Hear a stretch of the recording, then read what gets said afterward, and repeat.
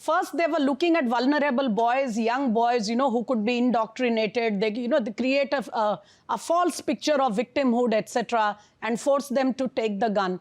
Now they are tapping young, vulnerable, young and old women who need not pick up the gun, but there is so much they can help by spreading their indoctrination, by roping in other girls and women. It is getting complicated, isn't it? I think involvement of women in terror activities is nothing very new. The scale may have widened in the sense that you may find more and more people getting involved.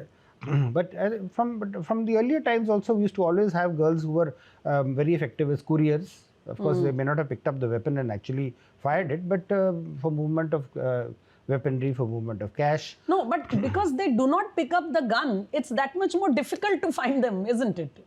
Yes, it is, because there is also this whole concept that the police especially will get a lot of flack for touching women. And so on one hand, you have a lot of safeguards for investigation against women. You can't call them to the police station. You have to go and question them where they are, till you do not have very concrete proof of their involvement. So these handicaps are there, which is fair enough. I mean, I'm not saying that they shouldn't be there. Yes. But the challenge is there because of the conceptions that we have. We presume that women will not get involved. There is no reason why women will not get involved. And I think in Jammu and Kashmir, we did see how effectively they were involved in this whole part. That I would not, should not rule out.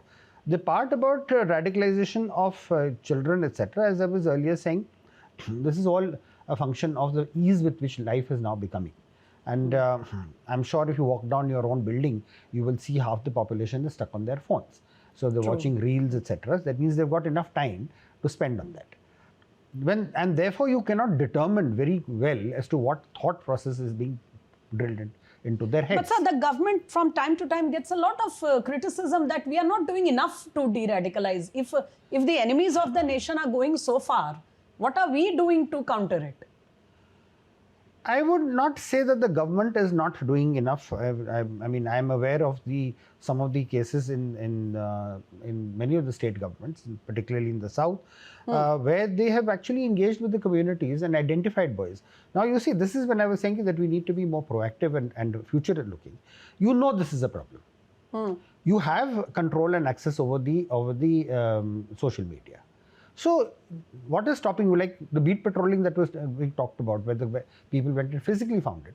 You can do the same thing on the net, and that is what some of the state police forces did. They went on the net and they saw. Now you see, this is where the efficacy of the police lies, as to are they able to see the telltale signs. Now I'll give you an example. When we were once reviewing the case of a South Indian state, I asked the gentleman, intelligence chief who had come there, saying how many people are there who are looking at, do you see radicalized? And he said, not many. I said, have you got their social media accounts? I said, yes. I said, have you seen the likes? So then he hesitated for a moment. He said, no, actually, sir, it is a major problem. Because they all were liking ISI pages. They were all liking Al-Qaeda pages. So you see, it's so not that... That should trigger the... Exactly. So you're not going to have 1,000, 1,200 people getting radicalized. But if 1% of them get radicalized, your job is done. Right. So there will be thresholds. And that is what you have to identify. Because radicalization is actually a threshold that you reach. Sentiment will always be there. Right. I mean, there are people who got radicalized because they were jilted by their girlfriends. Why? Yes, because they felt, I am so-and-so, I've got an identity issue, it's happened to be because I'm so-and-so. And then, they start taking the path of religion, which they don't understand at all. It's not that they understand religion. So it becomes an identity thing. And then, it happens.